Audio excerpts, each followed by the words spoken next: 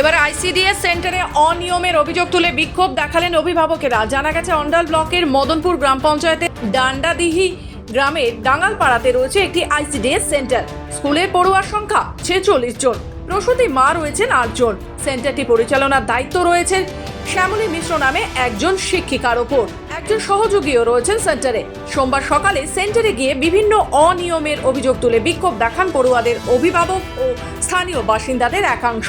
সেলিমা বিবি সাদ্দাম শেখরা জানান, দিদিমণি নিয়মিত সেন্টারে আসেনি না, তিনি মর্জি মাফিক সেন্টার চালান।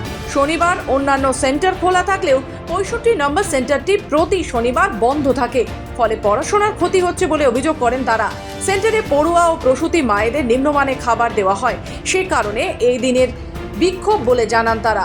প্রতি শনিবার এখানে এই সেন্টারটা বন্ধ থাকে, বাকি যে সেন্টার আছে সব খোলা। এই জন্য তার ছবি আছে আমার কাছে, ঠিক আছে। আর বাচ্চাদের খাবার যদি আসতে একটু দেরি হয়ে গেল, ওরা খাবারটা দেবে না, দিয়ে পালিয়ে যাবে। আর দিদিমণি তো দেখুন এখনো পর্যন্ত দিদিমণির বার্তা নাই, যে রান্না করে সেই শুধু আছে। দিদিমণি কোথায় গেছে? ছেলেগুলোকে কে পড়াশোনা করাবে? সেই স্কুলে কি পড়াশোনা হয় না? না, দিদিমণি নেই তো কি করে হবে? পড়াশোনা কিছু হয় না। বন্ধ কেন থাকে? বন্ধ ওইটা জবাব দিচ্ছে না, তবে যে দিদিমণি বারণ করেছে। ওনাকে যখন জিজ্ঞেস করলাম যে কেন বন্ধ রয়েছে, তবে যে আমাকে দিদিমণি বারণ করেছে, ওই জন্য আমি আসিনি, যে রান্না করে সে বলছে। না, প্রত্যেক শনিবার বন্ধ। তারপরে কোনো সবজি নাই, শুধু আলু আর এই একটি করে কোনো আধখান ডিম, কোনো দিন একটু ডিম, সপ্তাহে একটু ডিম। আর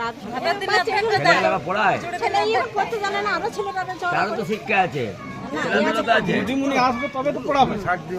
কোনো সবজি নাই, শুধু আলু।